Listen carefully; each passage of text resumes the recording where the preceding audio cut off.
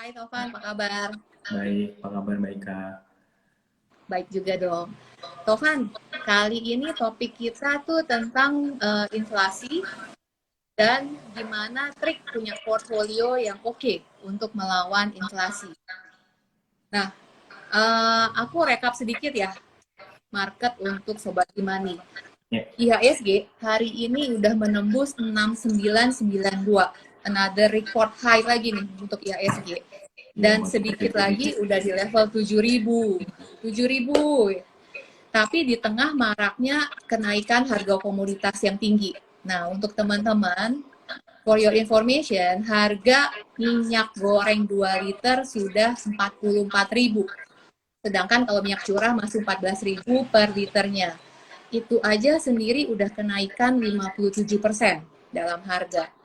Nah, untuk teman-teman, gambaran tentang inflasi itu seperti kalau untuk sobat Bimani yang punya yang sering isi BBM pakai Shell untuk di Maret 2020 selembar 100.000 itu bisa beli 11 liter. Bulan ini, tahun ini 100.000 itu hanya bisa beli 7 liter. Artinya kemampuan daya beli 100.000 itu sudah menurun 36%. Nah, apakah artinya Sobat Dimani harus punya investasi yang returnnya 36%? Nah, itu yang kita mau obrolin dengan Tovan nih hari ini. Hmm. Tovan, untuk Sobat Dimani yang baru nih, mungkin bisa di-share nggak inflasi itu apa dan kita tuh harusnya takut nggak sih atau waspada nggak sih sama inflasi? Ya, ya sih. Jadi topik malam ini sih sebenarnya seru banget ya. Inflasi yang menjadi momok masyarakat Indonesia sebenarnya sejak dari dulu. Karena kita tahu ya, mungkin rupiah 10 tahun lalu 100.000 kita bisa makan enak. Sekarang 100.000 paling ke mall cuman beli kopi 2 biji, palingnya 2 gelas doang gitu. Dulu bisa Tuh. nonton bioskop, bisa makan gitu, bayar parkir gitu dulu. Sekarang gitu. Jadi inflasi ini sebenarnya pada dasarnya adalah kenaikan harga barang dan juga jasa. Ya nggak cuma barang aja, ya, tapi jasa pun juga. Jadi sehingga kenaikan harga dan barang dan jasa ini menyebabkan nilai mata uang itu terlihat melemah ya, melemah. Jadi ya tadi seperti Mbak Ika udah kasih contoh ya, waktu sale tahun 2020 yang beli super nih 100.000 isi 11 liter, saya juga ngerasain nih.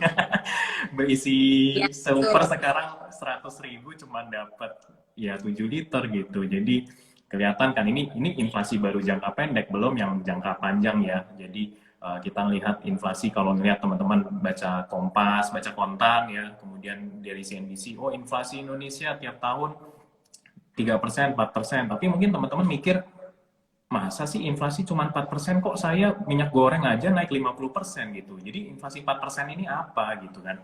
Jadi memang kalau yang biasa disebut koran itu namanya adalah inflasi ya, headline inflation. Jadi agregat inflasi dari semua harga komoditi, harga sembako, harga bahan bakar yang dikumpulkan, dibikin indeks ya. Jadi satu namanya indeks harga konsumen atau headline inflation tadi ya. Jadi itu secara agregat. Jadi kalau kita breakdown masing-masing, memang setiap barang dan jasa tadi itu punya kenaikan yang berbeda-beda. Jadi mungkin orang gitu. Nah, kebalikan dari inflasi ini deflasi ya, tapi deflasi ini mungkin salah satu contoh negara yang mengalami deflasi itu Jepang yang konsisten ya. Tapi Indonesia pernah loh deflasi. Kalau teman-teman ingat 2018-19 itu kita sempat deflasi, tapi deflasi kecil banget ya, secara bulanan aja, bukan secara tahunan. Jadi mungkin gambarannya kayak gitu ya terhadap inflasi, deflasi. Oke. Nah, kan ini inflasi ini terjadi bukan di Indonesia aja ya, tapi Iya. seperti kayak Amerika aja udah kayaknya cukup panik gitu loh dengan inflasi tertinggi selama 40 tahun. Nah, kalau Tovan lihat tren inflasinya Indonesia tahun ini dan tahun depan itu seperti apa? Nah, ini agak unik ya, karena eh, kita ini kan, Indonesia ini kan negara berkembang ya, tapi kita melihat Amerika, Eropa, ya Amerika yang paling baru kemarin itu mengalami inflasi sampai 7% gitu. Itu udah kayak inflasinya Indonesia 5 tahun lalu gitu. Padahal mereka waktu itu nyari inflasi 2% aja susah banget. Nah, kenapa kejadian bisa seperti ini? Karena ini adalah situasi ekstrim ya.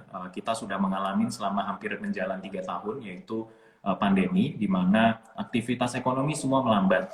Kemudian produksi semua barang dan jasa itu agak turun ya. Jadi sehingga ketika ekonomi sudah mulai pulih, orang-orang udah bisa belanja, aktivitas tiba-tiba orang mau belanja tapi supply itu nggak bisa catch up sama demand-nya. Jadi itulah kenapa ada kelangkaan berbagai barang dan juga jasa. Ya contoh orang mau ini butuh mau ngadain IO, ngadain event aja ya, nggak butuh orang udah juga berkurang pada udah alih profesi lain, itu juga jadi sebuah kelangkaan nggak cuma barang tapi jasa. Jadi gambarannya seperti itu. Nah Indonesia sendiri bagaimana nih? Ya 2021 kita ini agak unik ya dibandingkan dengan negara lain. Inflasi kita ini lumayan terkendali, cukup konsisten di bawah 2% sih tahun ini. Kenapa sih bisa seperti ini? Ya karena berbeda kondisinya sama kita ngomong 1 dekade lalu atau mungkin 2 dekade lalu, karena harga di Indonesia itu udah cenderung lebih stabil. Ya, pertama karena pemerintah udah jarang kasih subsidi, ya masyarakat udah biasa ngerasain harga sesungguhnya, harga global market punya.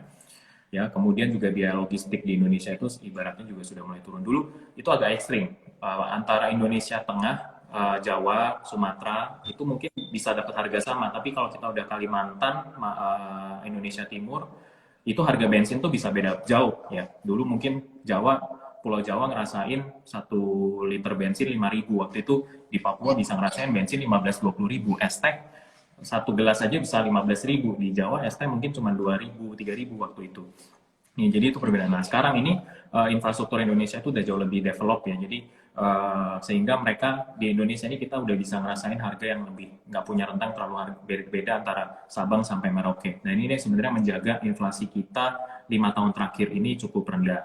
Nah satu lagi itu kita ngomong dari efek jangka panjang ya pembangunan infrastruktur. Kemudian dalam 3 tahun 2 tahun terakhir ini ada kejadian apa sih, kenapa inflasi kita kok nggak naik-naik, sedangkan negara lain inflasinya udah naik, harga komoditi juga udah mulai naik ya. Kita tadi Mbak Ika juga bilang, terutama ini teman-teman yang rajin masak ya, ibu-ibu juga yang nonton nih pasti kan minyak goreng itu kerasa banget ya.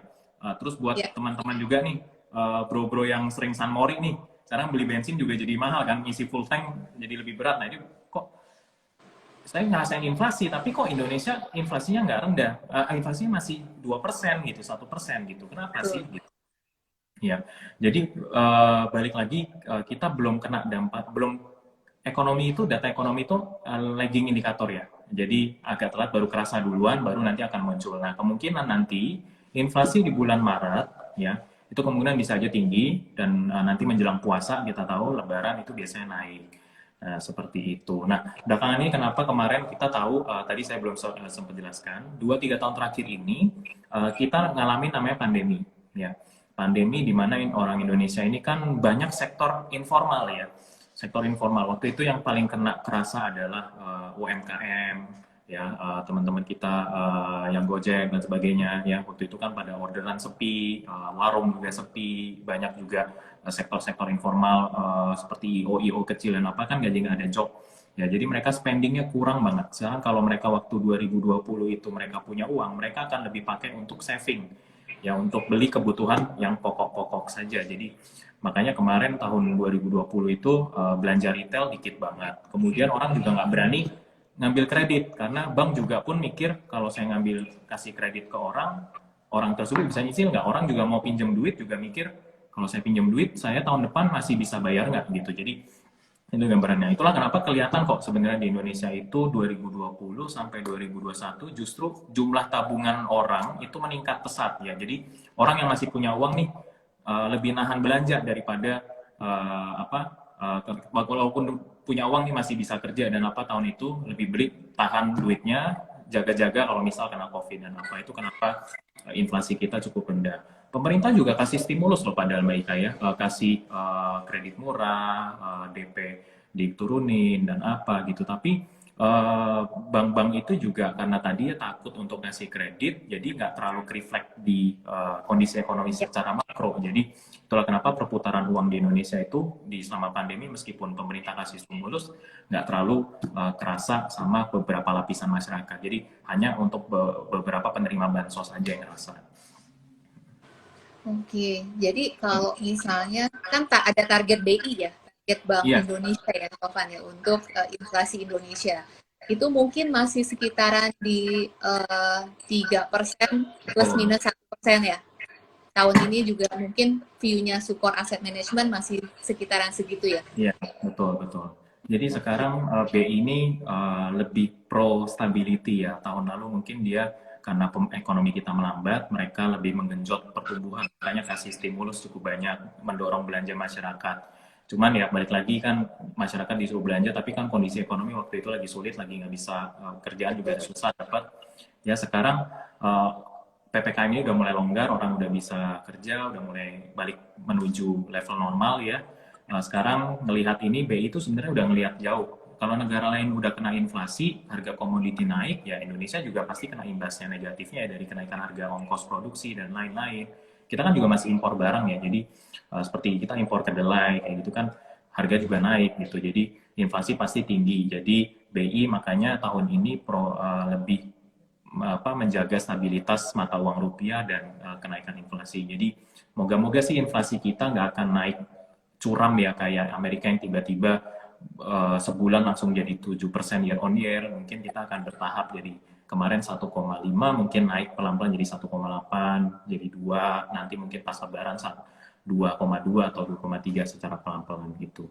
Tapi saya yakin pemerintah juga udah mulai banyak melakukan antisipasi ya. Contoh harga minyak goreng kan tetap dijaga ya meskipun naik ya. Kemudian juga larangan ekspor dari ada DMO ya untuk CPO, jadi nggak boleh ekspor semuanya, jadi 30% harus untuk market dalam negeri, ya, jadi moga-moga bisa harga minyak goreng bisa normalize lagi.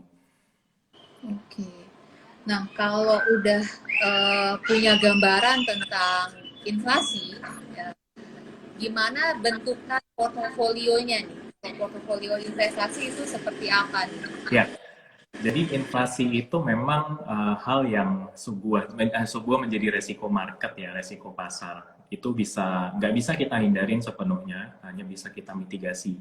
Nah, sekarang mindset kita adalah kita mau jadikan inflasi ini sebagai momok atau sebagai opportunity nih, gitu. Karena inflasi itu sebenarnya bukan hal yang buruk ya kalau kita ngomong inflasi itu sebenarnya netral karena inflasi itu kan hanya sebagai indikator ya seberapa cepat perputaran uang, seberapa yang mempengaruhi nilai nilai sebuah mata uang tersebut gitu. Nah, berarti kalau inflasi tinggi, ya berarti perputaran uang cepat, ya berarti orang banyak spending, ya berarti di situ ada pertumbuhan ekonomi gitu. Tapi kalau inflasi rendah, deflasi, justru orang kan malah enggan spending, takut cenderung itu karena punya anggapan akan terjadi ekonomi ke depan akan susah. Makanya mereka nahan-nahan nih mereka punya duit. Nah, kita mau di sisi mana? Kita akan melihat cari opportunity growth atau enggak. Nah, ketika inflasi, yang paling dirugikan adalah orang yang do nothing. Jadi kita punya uang, kita cuman taruh duitnya nganggur di saving, bahkan saving yang berbunga, ya atau bunga yang bunga dasar aja, itu udah pasti akan kalah sama inflasi. Ya, ya. Jadi orang yang akan bisa ketolong justru adalah orang yang investing ya, investing di mana? Investing di instrumen investasi yang memberikan pertumbuhan mungkin bisa menutup tingkat inflasi. Nah, saat ini sebenarnya pilihannya banyak baik karena kan mumpung kebetulan nih inflasi kita kan cuma 2%, 3% nih. Kalau dulu inflasi Indonesia kan 7%. Waduh, itu bingung kan nyari Ya, pertumbuhannya di mana gitu. Tapi waktu inflasi Indonesia 7%, deposito 9%. Terus waktu itu pasar saham kita setiap tahun tumbuh 15%, 20% bukan hal yang jarang gitu kan. Gitu. Jadi di situ sebenarnya melihat bahwa sebenarnya dengan adanya inflasi itu ada pertumbuhan. Tapi balik lagi jenis inflasinya itu terkendali apa enggak? Kalau lepas kontrol nih, pemerintah nggak bisa tanggungin, BI udah naikin suku bunga, inflasinya masih tinggi, nah itu mungkin kita perlu hati-hati kayak gitu. Nah, sekarang mungkin sebagai kisi-kisi ya, Instrumen investasi apa sih yang paling sensitif terhadap inflasi? Tadi ya saya bilang tabungan tentu. Yang kita donating cuma naruh duit di bantal, naruh di tabungan, bunga rendah, kita pasti akan kalah sama inflasi. Ya, deposito lumayan, kalau misal deposito yang bunganya nggak tinggi, cuma masih tipis lah sama inflasi, kan belum potong pajak. Ori, ya itu bisa jadi sebagai hedging sama inflasi, karena biasanya pemerintah setting kupon, setting yieldnya itu juga memfaktorkan dari inflasi ya, imbal hasil obligasi yang 5 tahun, yang 10 tahun itu juga at least sebagai gambaran untuk inflasi jangka panjang. Nah, itu yang paling beresiko duluan ya. Pastinya kan kalau misal aset instrumen investasi yang menghasilkan bunga itu udah pasti akan sangat sensitif terhadap perubahan inflasi. Karena kan balik lagi BI kalau inflasi naik, BI akan menyesuaikan suku bunga. Deposito kita kemarin ke hold 1 tahun, BI udah naikin suku bunga, kita dapat 3%, ternyata bulan depan depositonya udah naik jadi 5%, kita nggak bisa cairin karena kita di lock setahun gitu. Obligasi pun juga sama seperti itu ya. Jadi kan obligasi kan kalau teman-teman mungkin udah sempat belajar baca ya, yield itu naik turun terhadap pergerakan persepsi perubahan suku bunga. Nah, saham sebenarnya di opportunity-nya ada terletak di pasar saham. Ya, tapi balik lagi sektor apa nih? Nah, sekarang kita tahu inflasi ini naik gara-gara harga komoditas ya. Jadi berarti kan di situ udah tahu ya, opportunity pertumbuhan itu berarti nanti untuk inflasi tinggi adalah di sektor terkait komoditas. Nah, kemudian mungkin nanti sambil jalan ya kita bahas sektor apa aja sih gitu. Oke, thank you Tovan. Berarti aku kebayangnya itu PR-nya adalah PR di Amerika ya. Kalau inflasinya Amerika 7,5%, dia harus nyari investasi yang return-nya minimum 7,5% in US dollar, ya kan? Which is depositonya udah nol karena belum naikin suku bunga. Betul, gitu. betul. Nah, Indonesia masih diuntungkan karena inflasinya masih 2%-an lah ya gitu. Nah, berarti kalau misalnya portfolio rekomendasinya kita udah tahu nih, berarti jangan taruh di tabungan, jangan taruh ya di bawah bantal gitu ya. Nah, kalau misalnya dari tempatnya Sukor Asset Management sendiri punya portfolio andalan nggak atau punya produk andalan untuk ngalahin inflasi ini? Ya, kalau mungkin kalaupun taruh di tabungan sebenarnya nggak apa-apa ya, tapi balik lagi kita harus lihat nih, apakah suku bunganya ini nutup inflasi apa enggak. Terus dengan kondisi saat ini kan kita tahu nih inflasi itu bakal naik, jadi mending lebih baik taruh di tabungan yang jangka pendek gitu. Jadi kan biar kita bisa sesuaikan dengan perubahan nanti kenaikan suku bunga. Nah, mungkin buat teman-teman ya balik lagi ya ke resiko profilnya bagaimana ya. Mungkin buat teman-teman mungkin yang masih baru ngalamin nih ada perubahan siklus ekonomi, ya mungkin pelan-pelan ke pasar uang dulu atau obligasi pendapatan tetap. Tapi mungkin obligasi pendapatan tetap entar dulu ya, karena biasanya kan tadi obligasi itu biasanya paling duluan kena ya kalau misalnya ada kenaikan suku bunga. Mungkin nanti ketika suku bunganya udah nggak terlalu banyak kenaikan atau mungkin lebih cenderung flat, obligasi mungkin bisa jadi pilihan menarik.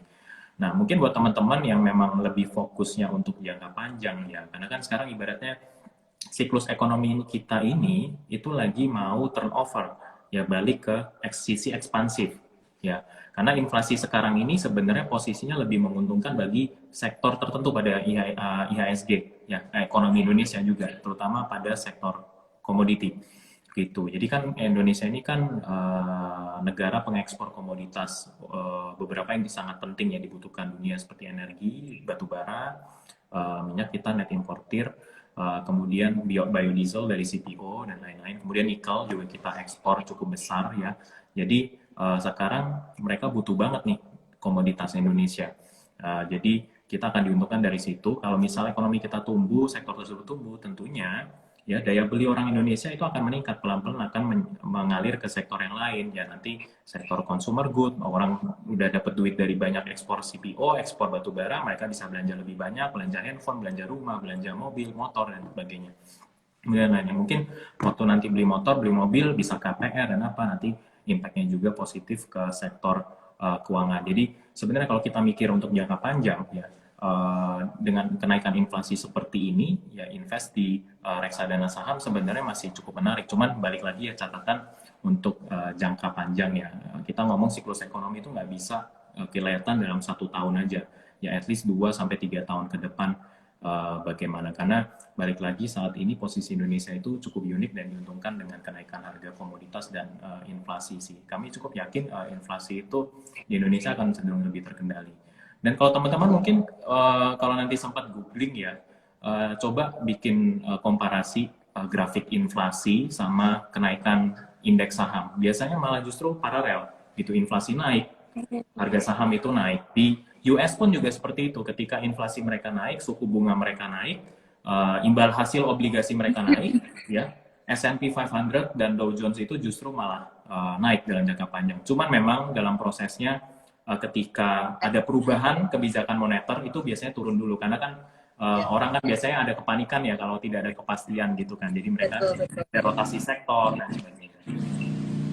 Oke. Nah, berarti mungkin untuk investor-investor saat ini nih, kan udah kelihatan ya bahwa yang dikejar IHSG-nya gitu. IHSG-nya udah 6992. Dulu masih ngobrol sama nasabah gitu ya. Level targetnya berapa? 7.200 om. Nah, nggak mungkin gitu. Ternyata cuma hitungan berapa, belum nyampe 3 bulan selesai kan, kita kan udah hampir 8 poin lagi di 7.000 gitu. Betul, Nah, betul, kalau betul. pilihan produknya Sukor apa nih, Tovan? Ya, saat ini sih sebenarnya masih menarik ya, pasar uang kami masih cukup oke buat mungkin buat teman-teman yang takut nih, mungkin market oke udah ketinggian, bisa koreksi dulu sambil nunggu momen nih, gitu. Bisa parkir dulu di reksadana pasar uang atau mungkin di pendapatan tetap sambil nunggu ya, tapi yang cenderung lebih stabil ya. Atau mungkin kalau buat teman-teman yang memang balik lagi invest ke untuk jangka panjang, reksadana saham sebenarnya masih bilang. Nah, di reksadana saham kami sekarang alokasi sektornya kami lebih fokus ke sektor komoditi sih Mbak Ika. Jadi kan kita melihat potensi pertumbuhan itu akan lebih banyak datang dulu ya. Udah kebukti sih tahun lalu, cuman orang nggak banyak lirik. Baru kaget kemarin ini sih. Itulah kenapa tiba-tiba sektor energi itu langsung year to date naik 20% ya. Karena waktu result kuartal 4 keluar pada saham-saham batubara kaget, mereka tumbuh 100% labanya. CPO juga ya sekitar segitu. Jadi pada takut pada kaget kemarin kebanyakan investor itu kebanyakan masih megang saham-saham new economy kan, ketika ternyata orang nggak ngerti fundamentalnya udah berubah, kemudian juga udah terjadi relasi sektor nih, fundamentalnya juga mendukung, jadi takut pada ketinggalan ya sektor energi pada lari ke sana gitu kan. Gitu. Jadi kita sebenarnya masih nunggu ya, karena kita melihat potensi pertumbuhannya masih oke untuk di tahun ini. Meskipun IHSG udah 7.000, tapi balik lagi kita melihat dari sisi sektoralnya ya. Dan hari ini juga sebenarnya IHSG naik itu karena kalau kita lihat hampir sebulan terakhir ini asing itu net buy terus ke saham-saham blue chip. Jadi kita dapat imbas positif dari Rusia kena sanksi ya. Jadi banyak fund-fund global, investor global yang gede-gede itu kan nggak bisa invest nih di Indonesia, di Rusia. Mereka rebalancing, cari negara yang punya investment grade, yang profilnya sangat diuntungkan dengan kenaikan harga komoditas ya. Di mana lagi selain Indonesia ya di dunia ini ya. Ada Brazil ya, tapi Brazil inflasinya cukup tinggi gitu. Nah, Indonesia sekarang inflasinya cukup baik, dan kalau teman-teman lihat rupiah itu stabil loh. Kalau misal kayak dulu nih 2013 dan apa, dengan adanya Fed mau naikin suku bunga, inflasi tinggi, biasanya rupiah udah melemah 10%, 20%, tapi rupiah 14.300 terus gitu Anteng. Jadi ini yang kenapa bikin investor asing tuh suka banget sekarang untuk invest di Indonesia. Makanya saham-saham blue chip nih hari ini naik cukup tinggi, BRI, Telkom, Astra tuh diborong asing mulu. Hari ini aja 6T kan asing net buy. Jadi itulah kenapa IHSG itu cukup kuat pergerakannya di 69 dan ini mau tembus 7.000. Itu belum semua sektor naik ya, masih saham-saham LQ45 baru mulai menguat. Kemudian sektor energi kan sempat koreksi ya karena kemarin harga komoditinya turun ya. Jadi tapi kita lihat harusnya masih cukup bertahan cukup tinggi. Kemudian sektor lain juga masih belum bergerak ya. Kemarin sempat sektor properti kan juga udah mulai naik ya, karena untuk view jangka panjangnya kalau komoditi naik biasanya properti juga ikut naik gitu. Jadi tunggu aja sih sektornya berbareng ketika result untuk kuartal 1 ini pada keluar. Nanti mungkin di bulan habis Lebaran ya kali ya baru keluar, nanti harusnya sih para analis dan investor tuh pada kaget gitu. Oke. Nah, untuk Sobat Bimani, aku mau remind aja bahwa Sukor Asset Management nih, portfolionya, produknya di kita tuh lumayan lengkap. Dari Wih, ada Sukor biasa. Invest, ya money market, ya, favorit gitu. Ada Sukor Invest Stable, untuk pendapatan tetapnya. Tapi itu juga balik lagi yang kayak Tovan bilang, bahwa investnya cukup untuk ke lebih short tenor ya. Jadi bukannya Ya, yang short long tenor. tenor. Long tenor, jadi lebih stabil pergerakannya. Betul. Untuk equity-nya sendiri udah lengkap juga. Ada support invest equity fund, syariah equity fund, dan maxi fund. Nah, ini semua udah disebut juga oleh Tovan bahwa mulai overweight ke sektor komoditi. Lagi trennya nih ya. Dulu Iya, tahun 2021 trennya tren digital, tren teknologi, sektor teknologi. Tahun 2022 saatnya lagi trennya tren komoditas gitu. Oke, mungkin thank you ya Tovan untuk sharingnya hari ini ya tentang inflasi dan gimana teman-teman manage portfolionya nih untuk ngalahin inflasi. Ingat bahwa inflasinya Indonesia tahun ini targetnya dari Bank Indonesia adalah 3% plus minus 1%. Artinya antara dari 2 sampai 4. Nah, teman-teman coba bentuk portofolionya yang kira-kira returnnya itu bisa ngalahin targetnya itu. Belum bisa ngalahin Shell, naiknya Shell, belum bisa ngalahin naiknya minyak goreng 57%, tapi kan kita nggak makan dan hidup dari minyak goreng doang kan. Kata iya Tovan tadi betul. adalah kumpulan dari servis dan barang yang dikonsolidasi jadi target inflasi tadi. Aku mau sharing juga ke Sobat Dimani, investasi itu perlu untuk kebebasan finansial jangka panjang. Portfolio harus dibuild sedemikian rupa sehingga pertumbuhannya bisa mengalahkan inflasi atau penggerus nilai uang kita. Jadi jangan lupa untuk terus tambahin reksadananya di Bimani dan bagikan referral code kamu ke teman-teman. Itu juga bentuk passive income loh, ya kan? Referral code Iya, benar. bagi-bagi doang dapat passive income gitu. Thank you ya Tovan Thank you Mbak sharingnya. Ito, Semoga Yunda kita bisa malamnya. ketemu. Ya.